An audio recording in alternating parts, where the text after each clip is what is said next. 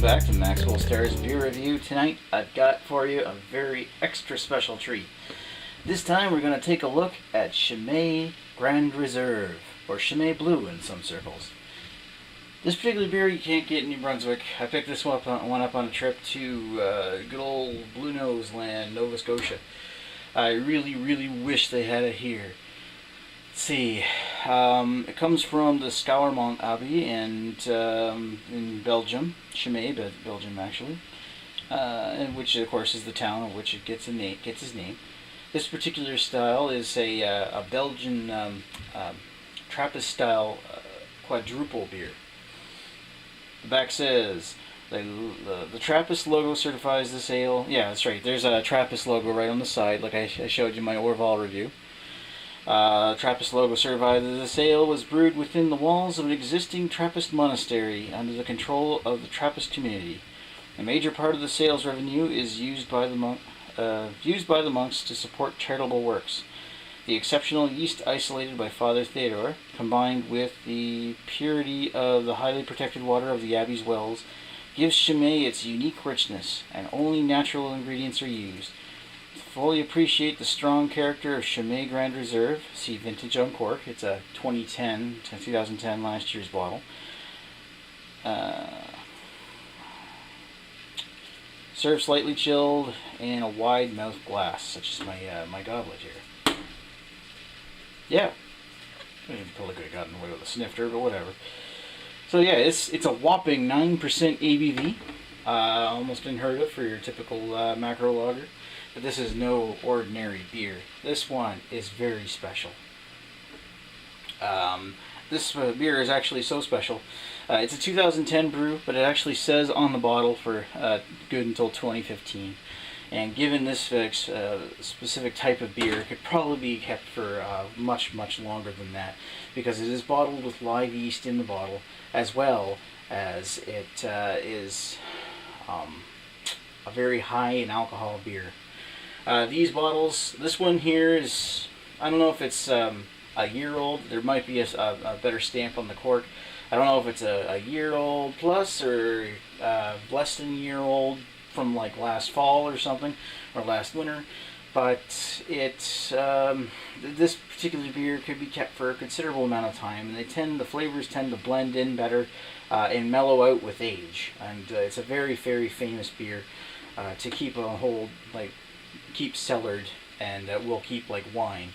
However, you don't store it like wine, you store it upright instead of on its side, but I digress. I actually have another bottle of this, which I may open up in, I bought it back in April, so it'll probably get cracked open maybe next April, but I'm actually experimenting with how well one of these will keep after a year.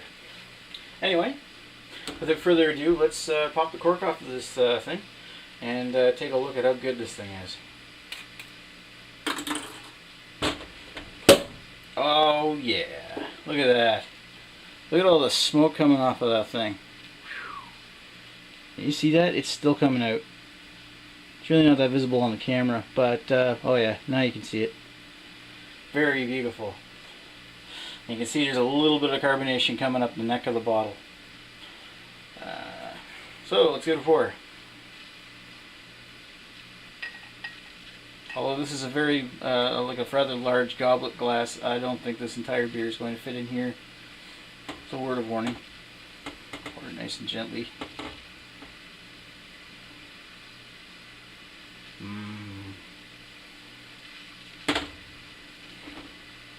It's a thing of beauty. Nice.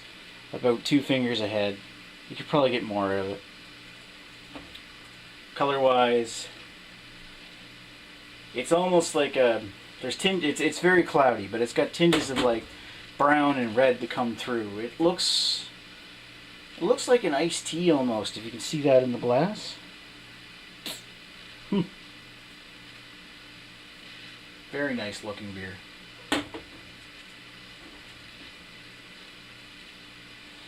Yeah, you can't see through that beer, although it is letting some light pass. It's that cloudy, and it looks like a very pleasant looking beer.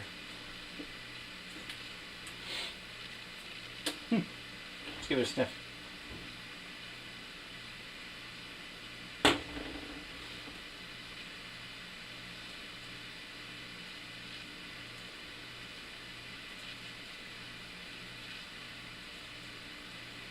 Picking up a touch of floral hop coming off of the top of that beer. It may be the gratuitous amount of head that's on that thing, but the smells really aren't quite as apparent.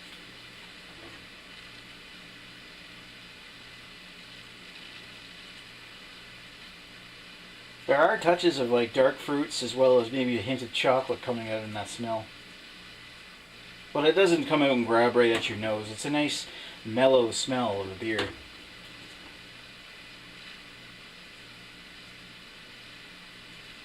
And deliciously malty. Oh, I just got a hook of that like a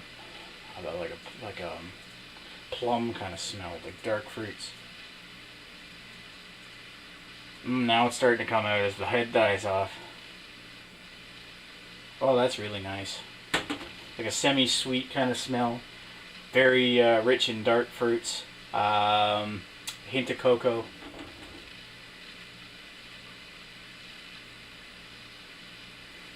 Perhaps a hint of clove spice. Maybe a hint of cinnamon as well. Very nice. And now for the moment we've all been waiting for. Let's move on to the taste. Oh yeah.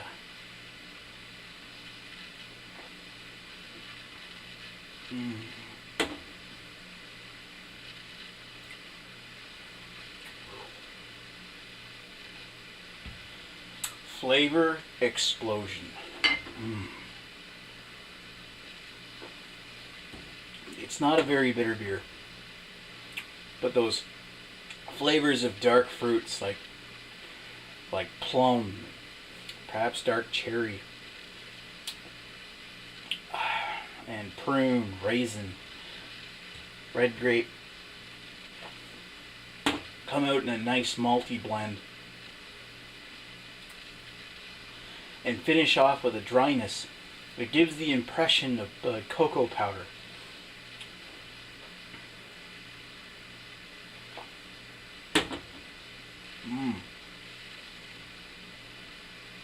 Very nice flavor.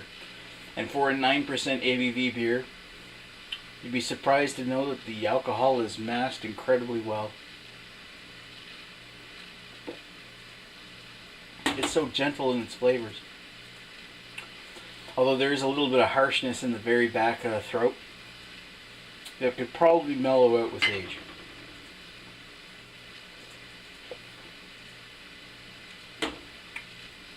But even so, it's a little on the subdued side. It is not getting in the way of the taste of the beer at all.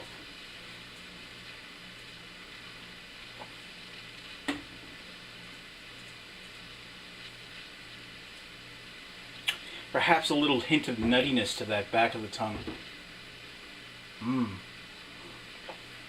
Like smoked wood.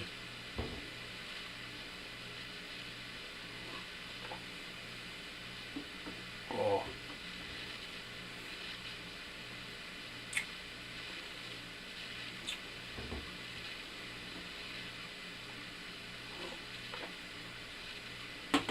So creamy and smooth.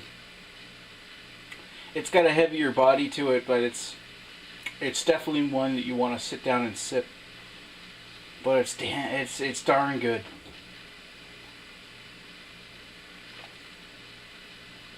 Oh yeah.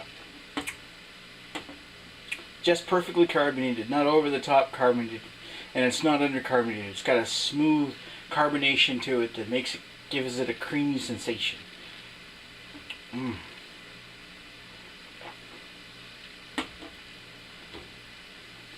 And you get that dry finish of cocoa and dark fruits like raisins lingers in the back of your mouth. Along with that, there's a gentle floral hop bitterness in the very back. It's not overly noticeable, but it's a tiny bit of it there. It's very nice.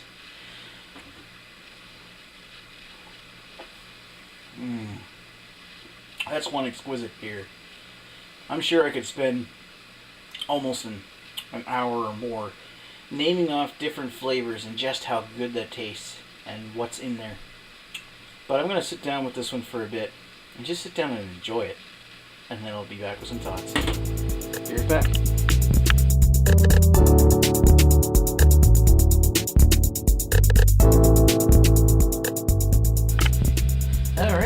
what did we think of Chimay's Grande Reserve? Man, that's a good beer. The flavor profile just continued to get stronger and stronger and stronger as the temperatures warmed up. Nice taste of dark fruits, that dry finish of cocoa powder finish. It was really nice. One of the finest beers in the world, bar none. I have to give this probably the biggest rating I've ever given any of beer. I have not given a perfect 5 to any of my beers, but this is the closest thing to it.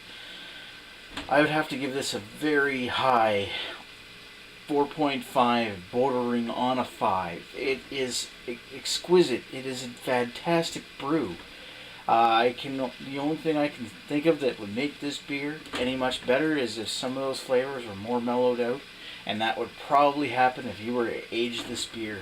So I'm really looking forward to cracking open that bottle I've got stored away till next April, because I'm willing to bet that is going to be one fantastic beer, just like it is when it's fresh. What's the exact vintage anyway? It just says 2010, doesn't have a month or anything. So I would strongly recommend this if you're a fan of beer at all and you're passing through, like say Nova Scotia and the Maritimes, or if you have this available, you need to try it. This is just exquisite. It's like $10 a bottle, but it's absolutely worth it, and it's worth keeping a couple to see if they get better at an age, because it's an experiment worth waiting for. That is one fantastic beer. Very high 4.5 out of 5. So thank you for watching Maxwell Starr's beer review. I hope you enjoyed it, and there's more reviews coming. Talk to you later. Bye.